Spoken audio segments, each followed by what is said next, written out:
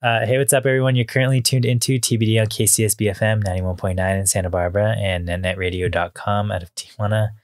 Today, Lietoc and I are joined by Jonathan Byerley of New York City-based jazz fusion quartet Emergency Group. The quartet, comprised of Robert Boston, Andreas Brade, and Dave Mandl, have been longtime musicians, suddenly emerging with a killer 46-minute jam caught between an amalgamation of Weather Report, Electric Miles Davis, and German jam zones. The piece, entitled Inspection of Cruelty, back in February for Island House Recordings. Jonathan Byerley joins us from New York. How you doing, Jonathan? I'm great. Thanks for having me, guys. Dude, thanks for joining us. This is sick. Thanks for coming in. Yeah, totally. So you were saying you're a bit jet lagged because you were just out in like Los Angeles. What'd you do in LA? We were kind of chatting before we started recording, but how was LA for you? Yeah, it was awesome. I got to check out a lot of spots that have been on my list for a while. I went to Zebulon and saw Anthony Braxton play with Wolf Eyes, which was great. Went to Gold Diggers one night, and I shopped at Record Surplus on Santa Monica Boulevard. That was nice. Cool. That's sick. Found some good stuff. Yeah. What were you digging there at Surplus? What were you looking for? Nothing in particular, but I found some cool stuff. There's some 3 reissues of a band called the Pyramids, which was led by Idris Ackamore, like 70s spiritual jazz stuff. I got That's one cool. of those. I found Art Ensemble of Chicago record. Oh, I got sick. a live Herbie Mann record with Sonny Chirac. Hell yeah. On guitar, and also bought a Mayhem album. They didn't have a huge metal section, but they did have one like black metal album for like $15. So I said, why not? The token black metal album at the Jazz Fusion record shop. Yeah, exactly. That's sick. Yeah, cool place. Yeah, going back to Zebulon, I guess. Do you know this like ambient group called Turn on the Sunlight? They did something with like Moonglyph. I don't know. Okay, yeah, I just had them like in the studio a while back. This is a few months ago. And anyways, yeah, I was just like chatting with them, and the dude was like, "Yeah, dude, like back when I started Zebulon," and I was like, "What the hell? Like you started Zebulon?" And he was just like, "Oh yeah, it was crazy." He was like, "Yeah, like I started Zebulon." Like he was just like casually mentioning it, and I was just like, "Dude, that's crazy! Like you started that place?" And he was like, "Yeah, I started it, but I sold it because like it was getting to be like too much." But yeah, that was like my little spot. And I'm like, "What the hell, dude? That's insane." That's sweet. That. Yeah. Well, so they used to be in Brooklyn, as I'm sure you all know. Oh, really? And yeah, and I used to play there with older bands I was in back in the day. Played there a bunch between like 2008 and 2012, and then the brothers that owned it, I don't know if they were the guys you talked to or maybe a previous owner, but they must have closed down like 2013 or so and moved out to Los Angeles. So I've been meaning to go forever. Was never able to make it happen until last week. So yeah, it was sweet. I like walked in and like I recognized the bartender. She used to tend bar at Union Pool in Brooklyn. Really? That's crazy. Like stuck through it the whole time. Small world. Yeah. So yeah, it was awesome. I love LA. It was a great place to be. I went to Long Beach too and visited Big Ego Studios. Okay, sick. Run by Chris Schlarb from Psychic Temple. Nice. We recorded an album with him over the summer. He produced it, and he mixed it back at Big Ego. So I just went in and he played me some stuff off of his like amazing monitoring situation. I got to do some. I haven't thought about Chris in a bit. I mean, he's had some good stuff on Astral Spirits over the 2020s year, and then he produced somebody, Thomas, that we know from way back in 2019. Yeah, another Drucker favorite, Eamon Fogarty. Yeah, and he played with Chris's band there. So wow, yeah, so good. I mean, everything on that Big Ego label is killer. I'll have to check out Big Ego. I haven't heard of that label. That's cool. Mhm. Yeah, there's there's a bunch of good stuff, but maybe one of my favorites is Dave Easley, who's a pedal steel player. Oh, awesome. And he like makes, there's a new record of just jazz standards, but done on pedal steel as the Oh my lead. goodness. Nice. Cool. It's just phenomenal. So yeah, really, really cool to be there. So that was my LA trip in a nutshell. When you were in Long Beach, did you check out that record store, Fingerprints, at all? No, I didn't. Downtown. That place is sick. Next time you're in Long Beach, you got to check that place out. It's cool. All right. Yeah, we'll do. Anyways, I guess that's an intense summer. That's an intense little thing going on right there. Hell of a week. Like, whoa. Yeah, not a bad week. Fall, actually. But Thomas, as you were saying. Oh yeah, I was gonna say, should we jump into the meat and potatoes here? Thomas, I think we got to jump into the meat and potatoes here. It was kind of getting a little tiptoed around. You were bringing back Zebulon 2008, 2012 in Brooklyn there, but Jonathan, take us back generally to your DIY origins and maybe shine a bit of a light, if you can, on the other members of Emergency Group that are not here, because y'all have some interesting Discogs credits in terms of just stuff that every couple years there's a new one, and it dates back to like 2008, as you say. So curious how you got into this world, this long time coming. Yeah, that's an awesome question. I think I started playing in bands in 2003 or so, and I've been gigging and playing out since then. Around I've been in New York since 2007, and thereabouts 2008, 2009. I formed like a sort of a power pop rock and roll group called Plates of Cake, which I had for over a decade. That also, I think, a lot of people would describe us as power pop. I think I always thought of us as more of like a neo psychedelia kind of band, like in the vein of the Soft Boys or even like the Dream Syndicate, like to bring it back to LA. Yeah. But I was doing that for like a decade. Also, and this is how I met Robert. I was in Zachary Cale's band. I saw that. Yeah. Y'all both had that one shared credit. And I was like, is that where they met, or were they just kind of like, hey, let's just jam on this together?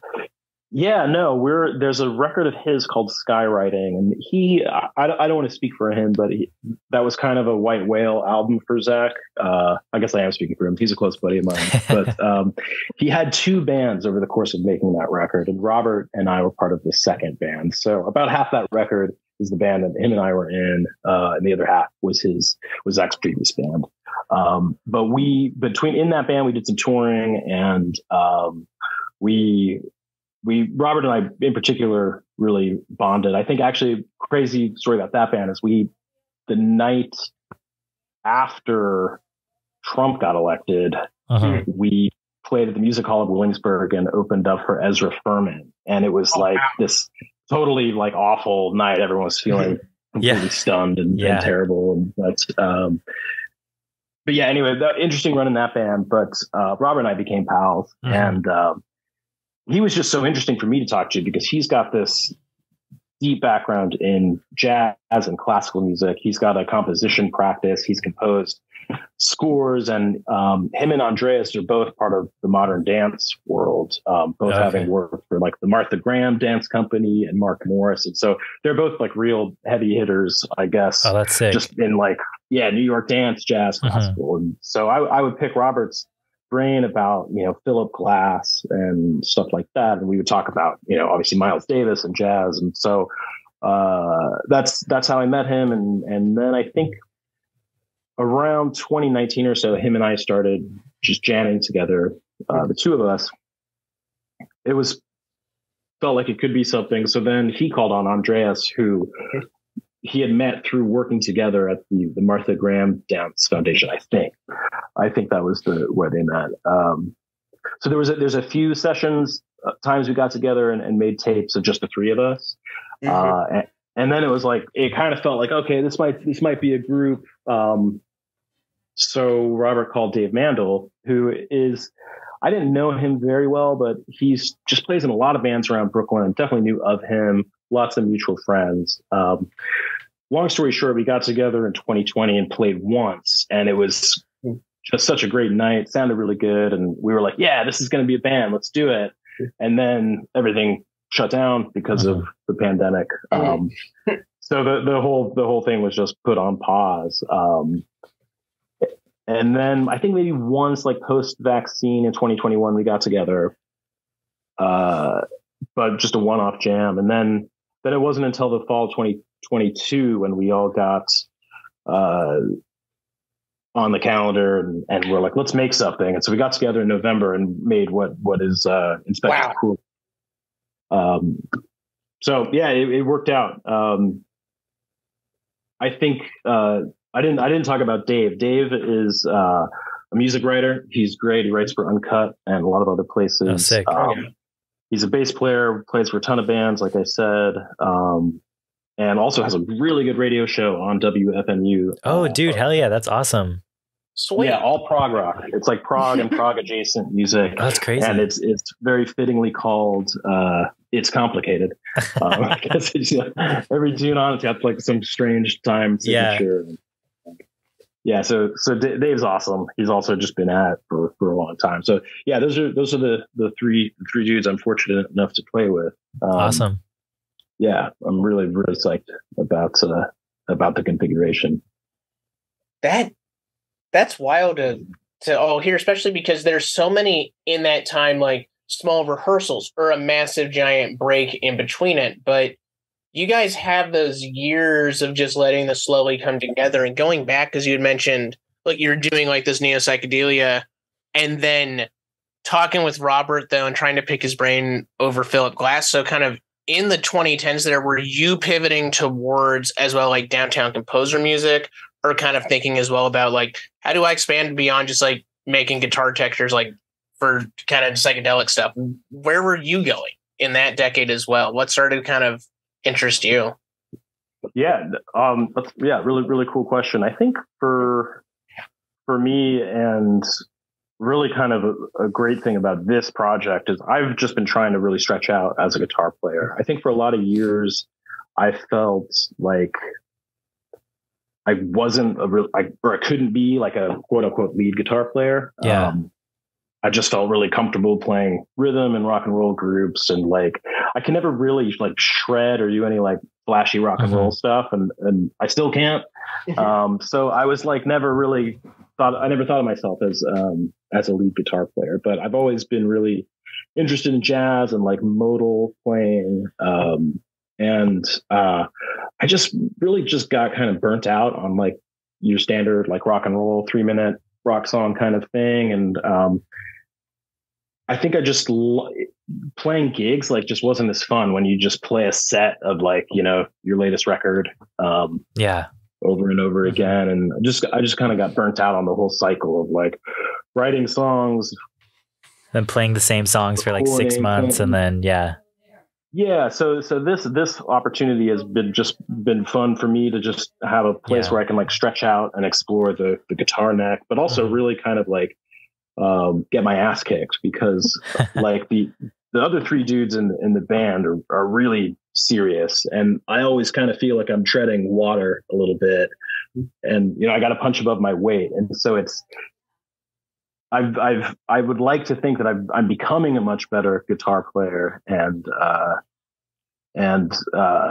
you know it's just cool to like play with like, you know, Robert, who's just like the sickest keyboard player, and just be like, fuck, like how do I comp alongside this or play on top of it or play underneath it? And so, yeah, it's challenging and scary, but it's like actually fun, and I'm invested in it, where I was just getting kind of like burnt out on playing my rock music, playing the same pop songs and stuff.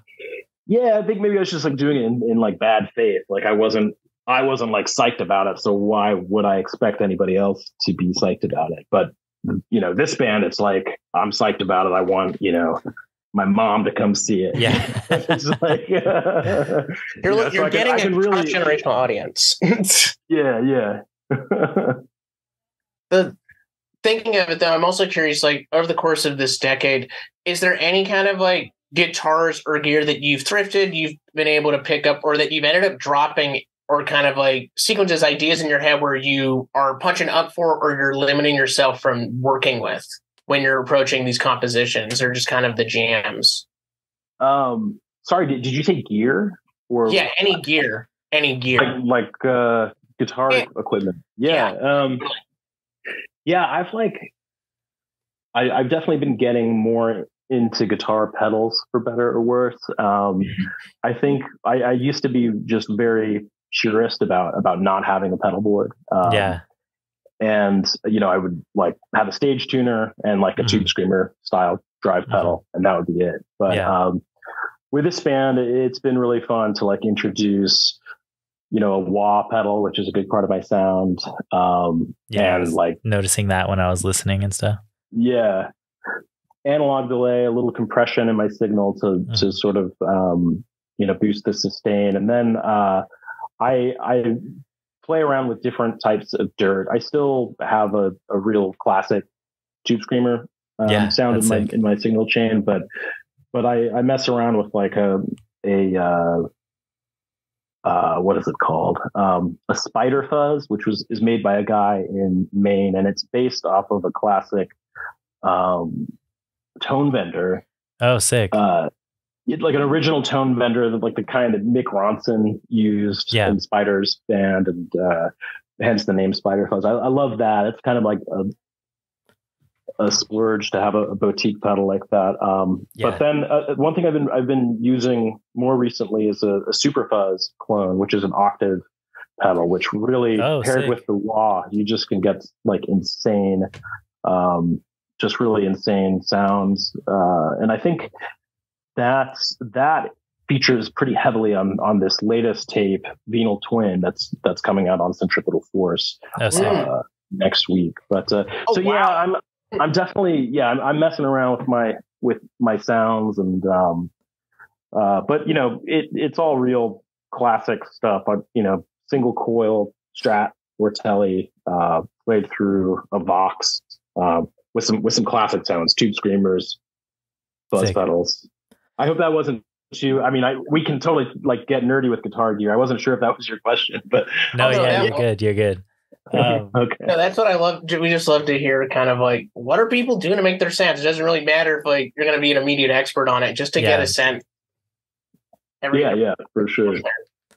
Again, also just like scene wise with, I don't know, post COVID, at least in terms of gigs in New York City, maybe outside of even Emergency Group for yourself, what has that kind of been like jumping back into that world? And honestly, how is the jam scene right now for New York? I would say it's never been better. A couple things I've noticed, and I think a lot of people would agree that like I think people are much more interested post-COVID than prior to, and like having a community and sustaining little micro scenes across New York.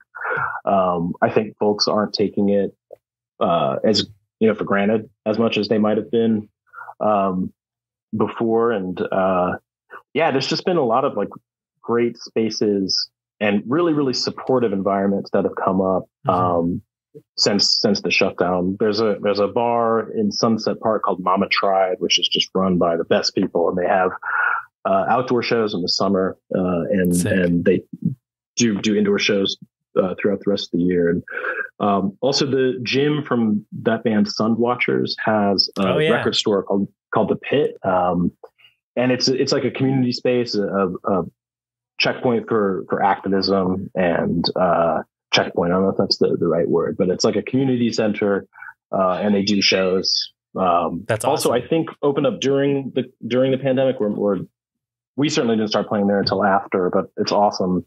And then things like Island House, the tape label that Tim started, that's all post COVID, and it just really feels like a scene is coalescing in a way that it had, at least not for me, in like 2019, for example. But in terms of like the jam scene, which I appreciate you asking about that. I mean, I definitely like the jammier bands.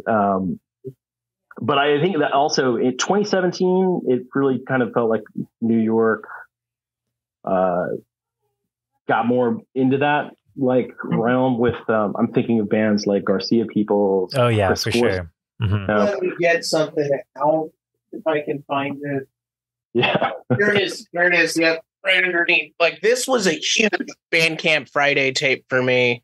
That definitely pushed me towards way more of that Riley Walker stuff as well. And then the Sunwatchers, we'll talk a little bit about that in a bit, but like that Garcia Peoples tape when they did what was it called? One Step Ahead or One Step Behind. Like, whoa, that was huge. That was great. Yeah, that's really cool. I have that tape too. I was at that show. It was part of their New Blue residency. Yeah. And in fact, yeah, you were talking about you know, the New York, and I was thinking about like before the pandemic, and I was actually thinking of New Blue, that show in particular, plus some Chris Forsyth shows. Mm-hmm. Also a dead cover band called High Time. It's really phenomenal, and they were playing there a lot during that time. But yeah, I mean, Riley, amazing, and just super funny too, as I'm sure you all know. Oh God. Yeah, I mean, I love all those guys. Garcia Peoples are just. What was that record that they did? Like, it was. Oh, sorry. Go ahead. No. I'm trying to think. I was really into this one record that they did. I forget the name of it, but it was like green or something. I'm looking it up. The cover. It was like green. I forget. Oh, yeah. Oh, it's called Natural Facts. That one was really good. Oh. Yeah, that's the one that I was super into by them. Yeah. I think that might be their second record. I think it's great too. We got to play with actually my other band, the rock band Plates, did a show with Garcia Peoples in their hometown in New Jersey, like in like the basement of an art gallery. Oh, that's sick. It's a super fun night, but in retrospect, it was even more special because the other act on the bill was Hamish Kilgore from The Clean, and he, as y'all might know, recently passed earlier this year or last, which was just really awful. But yeah, no, I've been thinking about that show and was just really glad that Garcia Peoples asked us to do it because it was nice to share a bill with that guy. Yeah, that's awesome. I'm glad to hear that, at least in regards to like the jam stuff, it's healthy. And I can even see that because like talking with Tim back for a Tabs Out interview a while ago, he had mentioned also again, like Sunwatchers and working with Jeff Tobias a bit to kind of like get him on a bill and get into stuff there, along with then Riley Walker offering tips as well. And like, okay, this is what you might want to do if you're approaching, you know, a label. And even like this year, Riley's been much more adamant about putting out jammier stuff and quicker recordings, like with his one with Jeff. But I'm also curious, like with this recording that you did that became Inspection of Cruelty, how was that piece coming along, you know, from whenever it was birthed to giving it over to Tim and being like, hey, do you want to put this out? How did it all kind of come together there? Yeah. It came together pretty quickly. Like we recorded it in November. And at that point, Tim had already expressed interest in working with us. And I had sent him an earlier session, which was the tape that we made the very first time we got together, like right before the shutdown. And so we kind of thought that he was going to put that out. Super lo-fi recordings, just a single mic. And that actually, I did put that out for like a Bandcamp Friday. So it's on our Bandcamp. But we just, so thinking that Tim was going to do that tape, we got together again and recorded.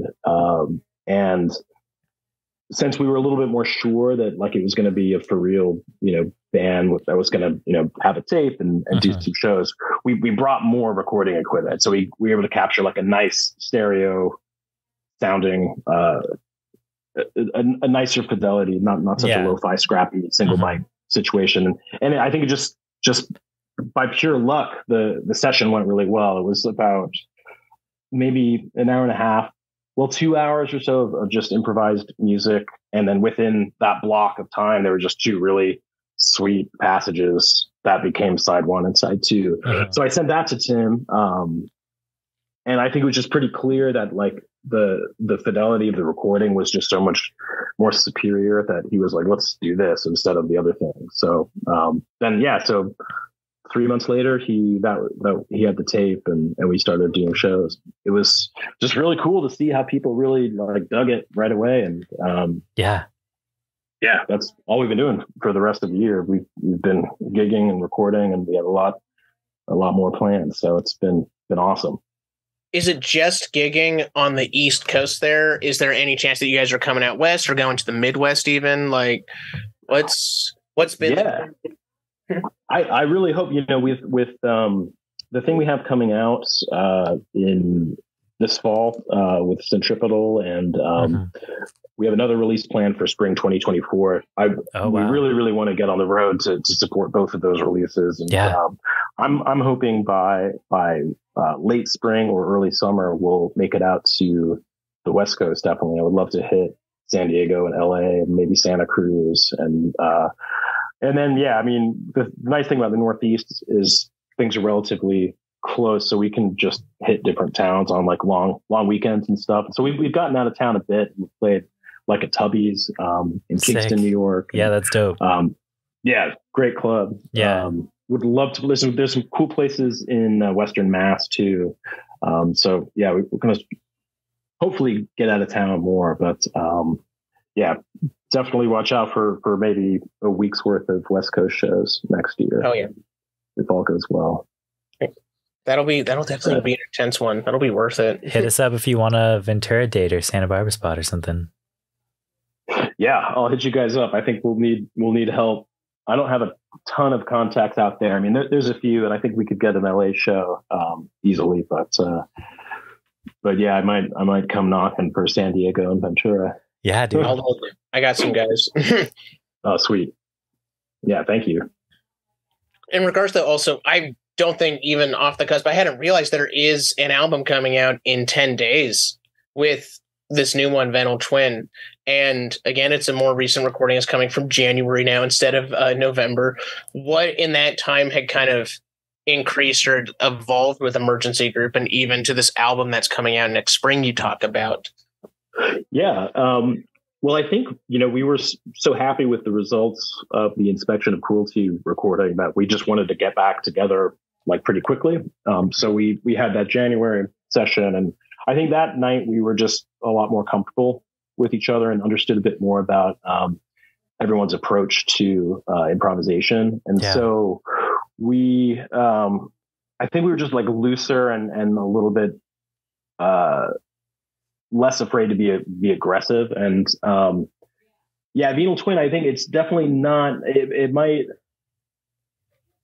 I don't know not everyone will dig it. It's just a little heavier, a little harder hitting than Inspection of Cruelty.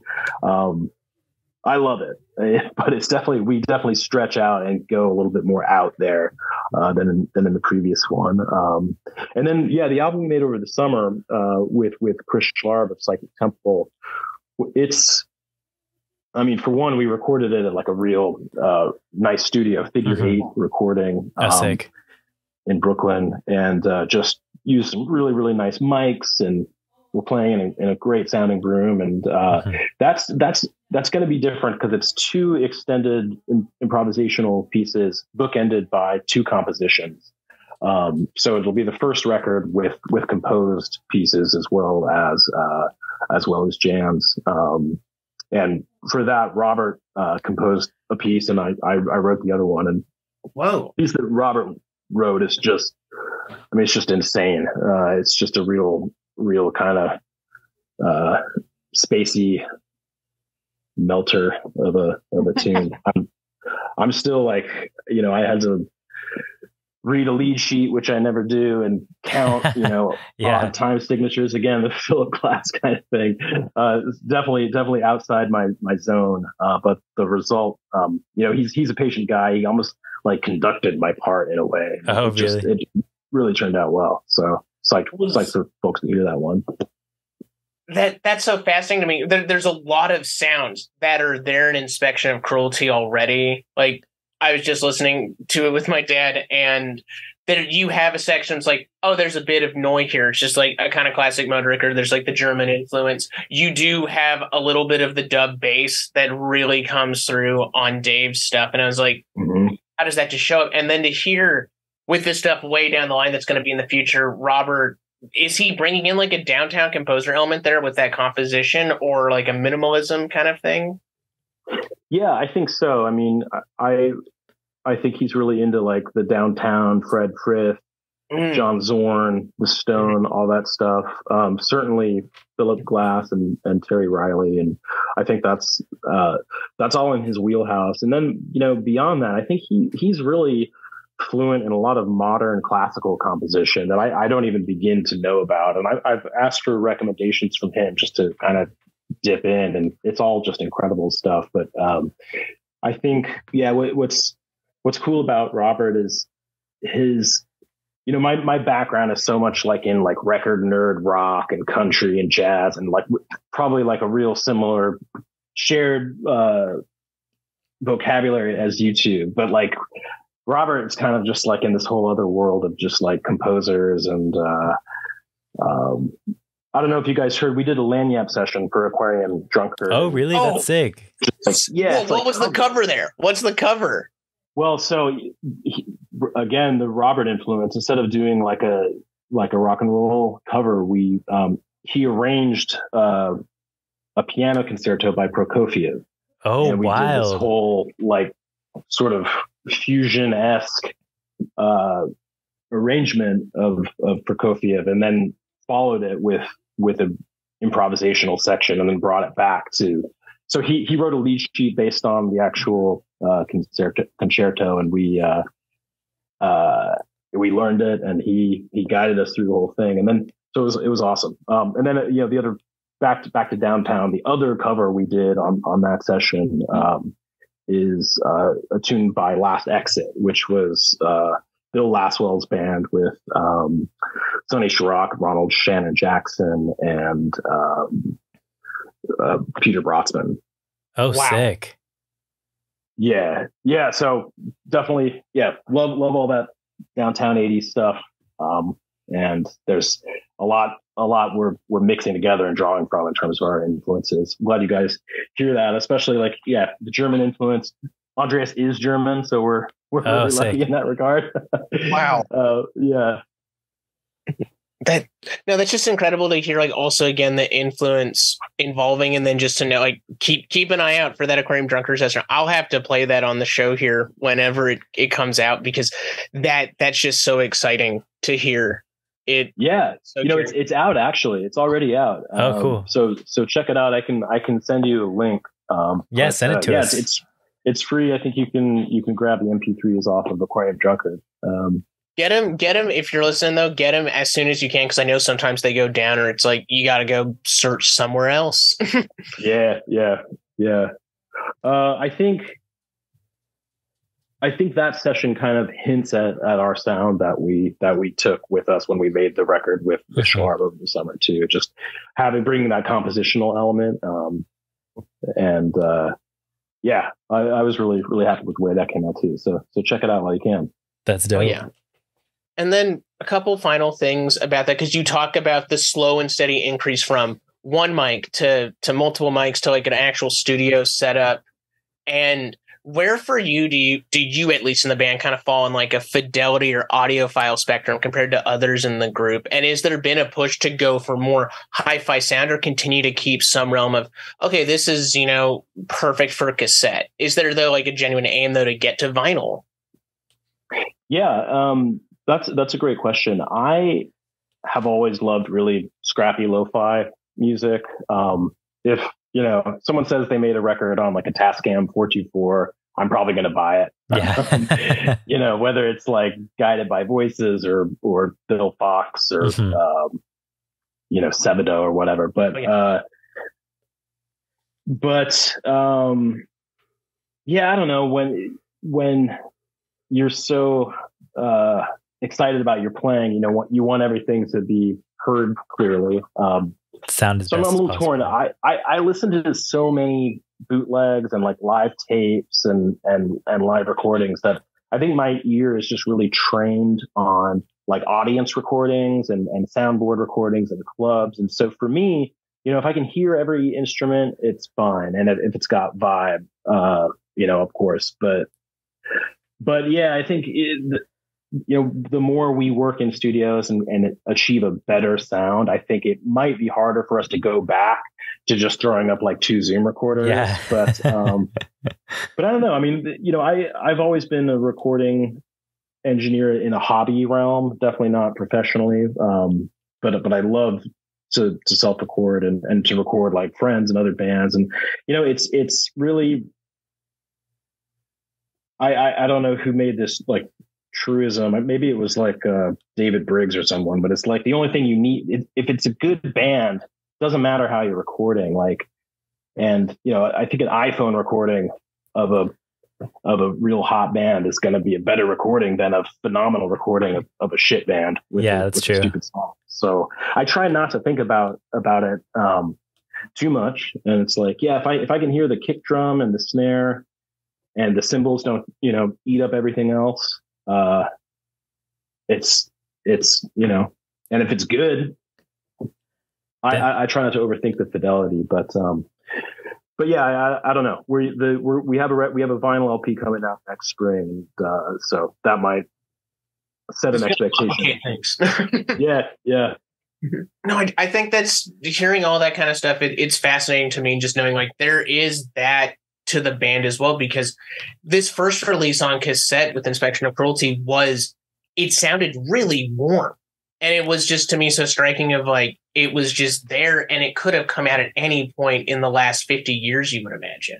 There was a timelessness to it, so you could say, but I loved it for that. And it's curious just to see like how it'll all hear as the fidelity increases, especially with this one maybe coming out in 10 days. Yeah. Well, yeah, I appreciate that. Both that one and the new one were recorded in the exact same way, and in the same room. So I think there'll be a similarity there. But I think maybe one of the reasons why people think that it sounds like retro or that it could have been recorded in the 70s is, a lot of recordings back then were really simple. You might just have 1 or 2 mics on the drum kit and a room mic, and I think a lot of records recorded 40, 50 years ago were pretty scrappy, and I just think you shouldn't let gear or the lack of gear get in the way of capturing your band or your music. I think however you can do it and get it done is awesome. And with Bandcamp, and especially these Bandcamp Fridays, I think you mentioned maybe Riley earlier. I think a lot of people now feel like less pressure to adhere to like a release cycle and only put out like an album or an EP. And you're just seeing all these kind of one-offs like live shows and like collections of demos and outtakes. And like, I love that stuff because, the chances are if you're on Bandcamp, you're already like deep into music. Yeah. And you might be the type of listener that is already prone to like the nerd shit like demos and bootlegs. And so, yeah, these Bandcamp Fridays just give all these artists an excuse to like, hey, I've got this thing, in my vault. I'll put it out and make a little bit of cash on it. And it's been awesome. And I hope it continues with them. I know they got purchased again. Hopefully that doesn't change anything, but we'll see. I hope not. Hey, you guys will be able to license Emergency Group for CSI Miami. Much easier now. I know that's what you've been waiting for. Yeah, that's what they promised, right? And I mean, honestly, if they just commissioned us to like make hours of library music, I would totally do it. I'd just be like, all right, we're a library music band now. That'd be awesome.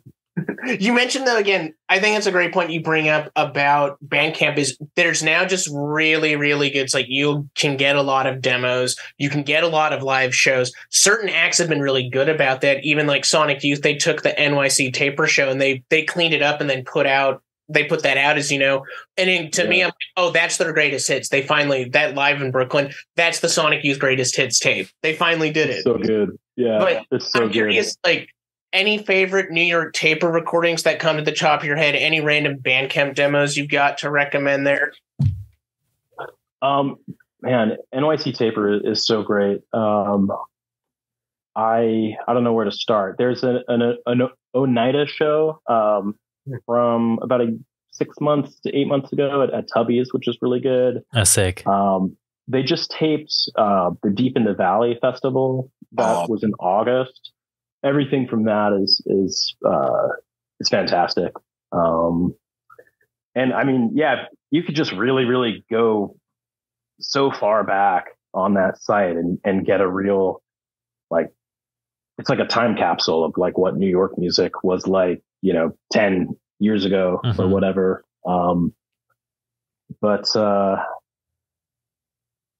Yeah, what are some, Purling Hiss there from last year is on there. Really good show. Cool. I don't know. You can't go wrong. I check that site like once a week. I mean, in one of the dudes that runs it, I think maybe the main guy, like he'll even go and like tape Fish at MSG or Billy Strings and get real into like the jam band stuff, and he'll post his tapes, and that's cool. What a great thing. I hope those guys like never stop doing it. They should get paid for what they do. I know it's a completely free, labor of love, but yeah, it's one of the best things we've got going, I think. It's really inspiring. I know like even Riley Walker has said like, please come and tape my show and I'll let you on the guest list and do it. And I've always been envious because look, I listen to a ton of stuff on a Walkman, but I don't have one that records. And maybe I'll record an unreleased song if I'm at the right show, but I've wanted to get something like that and just record shows at like Casbar, Soda Bar here in San Diego, because the security restrictions on the stuff at the right clubs isn't there anymore. No one cares about, they think, someone's going to come and actually record a bootleg cassette. And that's actually now more than ever super vital. A ton of those acts, like you'll catch them just there. Yeah.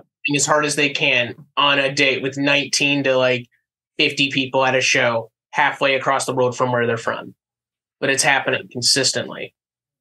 Yeah, it's awesome. And it's great to see too. And I've noticed that the shows that these folks are taping, like they're winding up on archive.org, which is so cool. It's like ever since I was a kid almost, like I knew you go there to hear Dead bootlegs, like all the Grateful Dead shows are on archive.org. But now it's like on Twitter, it'll be like someone like Riley Walker or like Taper's Choice, California group. They're like, yeah, this such and such show is on the archive now. Go check it out. And I think that's really awesome.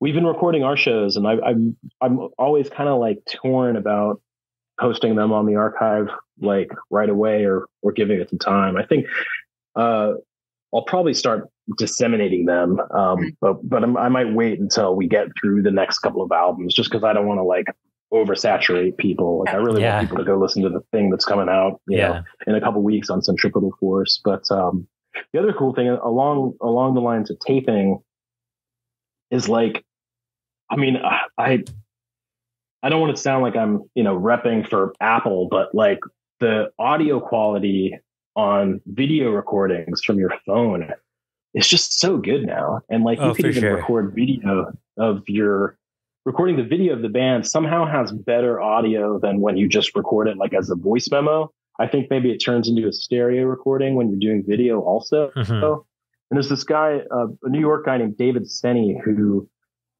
like goes to every show and just records them on his iPhone. He's got a YouTube channel. And it's like the video equivalent of NYC Taper. Yeah. You can watch tons of great shows on his channel and they sound really good. And it's like, man, I've asked him, I was like, how do you make it sound so good? And he's just like, I don't know, man. Like the latest iPhone just like does a good job of this. Is it as good as like, a guy with a Tapers rig? Absolutely not. But like for just watching something on YouTube, it's really good.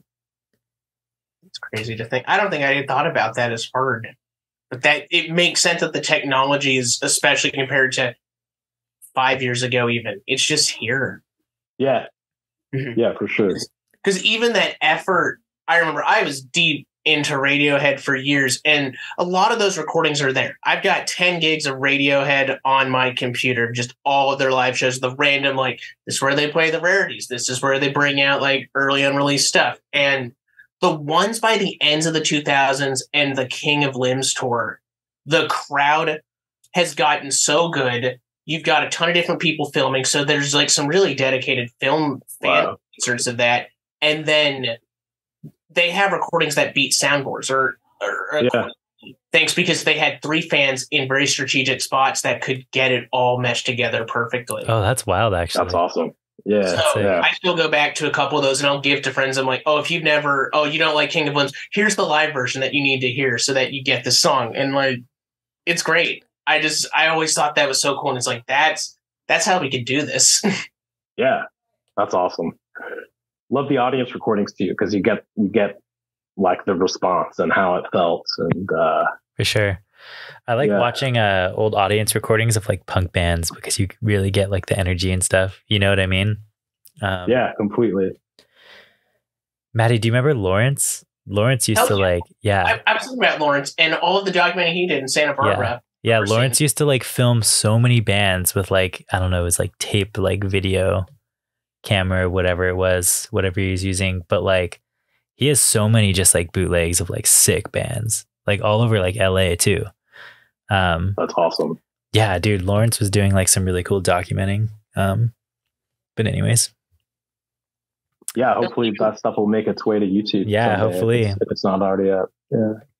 No, and that reminds me as well. I have a friend down in Memphis who got a VHS camcorder, and he's part of a punk group called Big Clown. And Zach, he spliced together, I think, a 50 to like 75 minute VHS tape of a bunch of performances in Memphis that he put up on Bandcamp on VHS. That's and sick. Even at awesome. I see it zine festivals, and this to me is like a realm where that exists at these alternative press expos. People are like, it's not just that they have the punk zines; they've got their punk VHS tapes. Oh, that's cool. That's so cool. Yeah. I was like, oh my god, this is actually still happening. So I got one of Zach's VHS tapes. I'm very excited to watch that. That's cool. I love hearing all this. This is great. Yeah, it's great talking about. Anyways, where else do we go, Maddie, from here? We're kind of coming down, I think, a little bit to our conclusion here. Jonathan, thank you again. Is there any other, I don't know, man, like the final couple of things just to go around here, other music or popular culture, other art stuff that just kind of thrills you the most at this time? Man, there's so much. I was just thinking about just local stuff that I'm into here in Brooklyn, and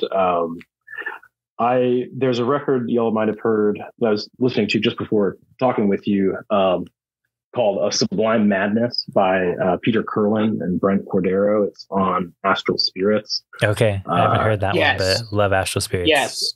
Yeah, so it's fantastic. Yeah. I was listening to that earlier tonight, and it's just like just super mesmerizing. Also, I'm a big fan of the band Lietoc that features Dave Shuford and Rob Smith. Sick. Shuford is part of it. He was in a thrill jockey band called D. Charles Spear and the Helix. Oh, wow. But Centripetal Force reissued a Lietoc album called Crater's Call. And that's what, I followed Centripetal for a long time, but that release I got really, really excited about, which is what led me to have a correspondence with Mike at that label, which led us to this release we're doing with him on the 20th, the Venal Twin tapes coming out on Centripetal Force. But that album, Crater's Call, I think it was recorded a few years ago, but finally made it to vinyl earlier this year, is fantastic. And Shuford, the guy I mentioned, has a new project called Theoxenia, which we played with for our debut show, and it's like kind of this improvisational psych meets Greek folk music project. I don't know if they have. Actually, I think they do have something up on their Bandcamp, but I'm not sure if it's like on tape or record or anything like that. It's called Fuse. But I'm just excited about, just kind of the local Brooklyn bands right now. It feels more exciting than it has in like 10 years, at least for me. So, pop culture wise, I don't know. I'm just trying to, get through my Criterion Channel watch list and, maybe watch some slasher movies because it's October. But yeah. Are you at all into any of the Saw movies? I'm seeing a ton of guys I talk with online, and they're ranking all 10 Saws, and I'm like, what? We're There's at this 10? point now. That's crazy. I didn't know there was 10.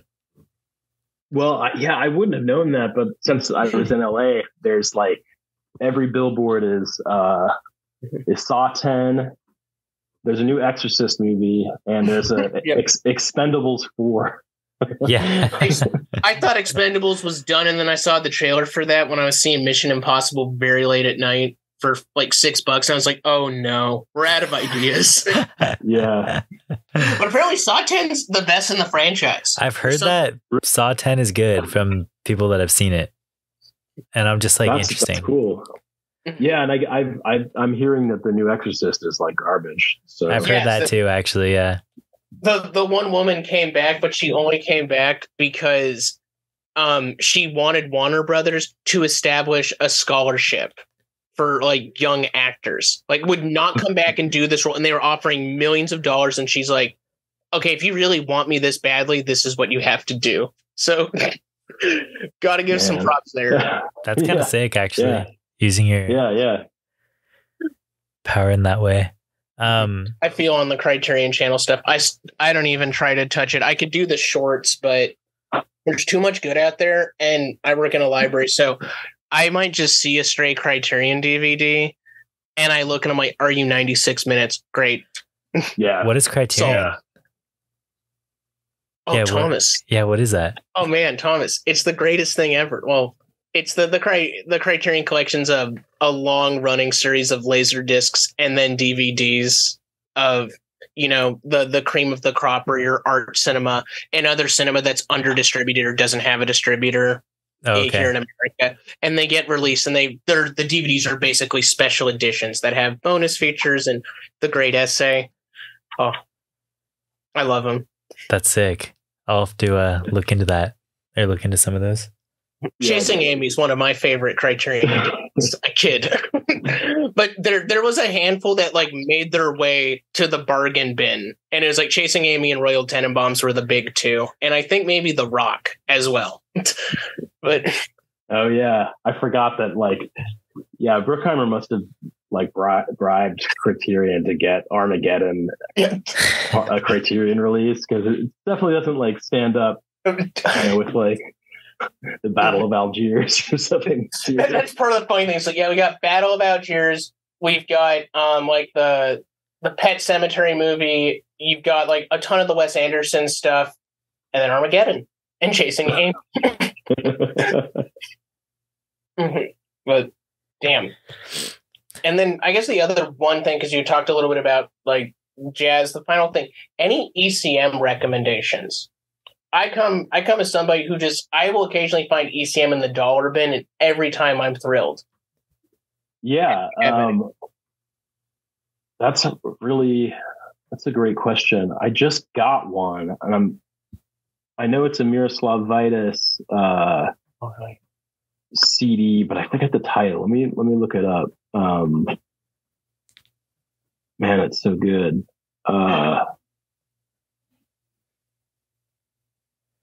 Here it is. Universal Syncopations. I just bought this. That's why I'm recommending it. But it's Chick Corea, John McLaughlin, Jack DeJohnette, and Jean Gabarek, and playing tunes led by Vidas from Weather Report, other groups. And it's just got that classic like crystal clear ECM vibe. Really, really good. Oh yeah, great CD. Yeah, check that out. And I mean,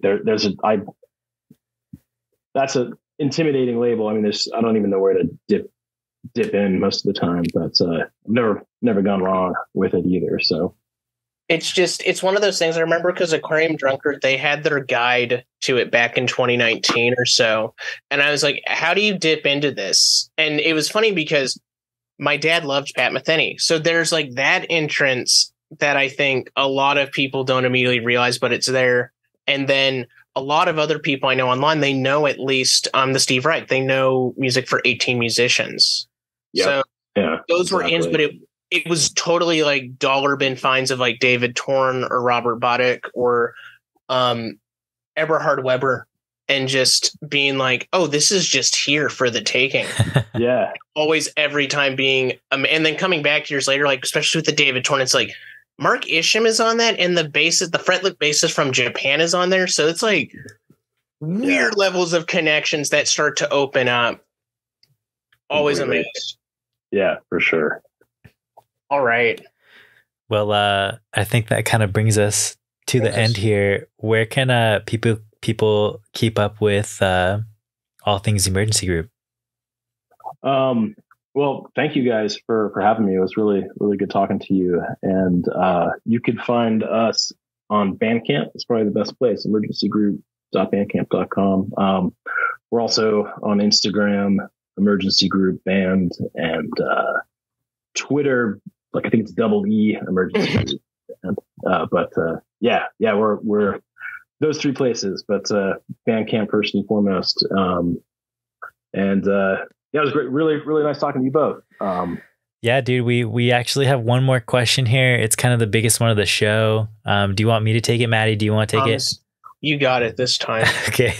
All right. It's daunting. The daunting one. Before we head out, Jonathan, we have like one more for you. Are you ready for it? Oh, I'm nervous for it, I guess. I don't know what's coming, but yeah, go ahead. All right. So a rat is going to jump into your mouth. Do you want it to jump into your mouth head first or butt first, and why? Easy. Head first. So I can just bite it right off, spit out the body, and spit out the head. That's back at it. Dude, solid move, dude. Yeah, solid move. Get some mouthwash, shot of whiskey. Yeah. Nice finish to that. That's one of the more brutal ones. We'll take it. We've had some people that are going to kill, that go in for the kill, but to do it and then a little whiskey mouthwash, that's new. That's brutal, yeah. No one has chosen a beverage. That's necessary. Kill all the germs and hopefully ruin or at least erase the memory somewhat. Yeah, right. Make it feel a little better about having a rat just jump into your mouth. The rat's gonna be really sorry. Rat apologizes. Yeah, no, rats should not fuck with me. Yeah, for sure. Apparently. A little too excited. Answered that question very, very quickly. So yeah, rats take note. All right, dude. Well, that's all we have for today. Thanks for tuning into TBD on KCSB FM 91.9 every Sunday, 4 to 6 p.m. NetNet Radio every Wednesday at 7. It's been Jonathan Byerley of Emergency Group, and Venal Twin comes out on Centripetal Force October 20th. Thanks so much, dude. Thank you guys. It was awesome.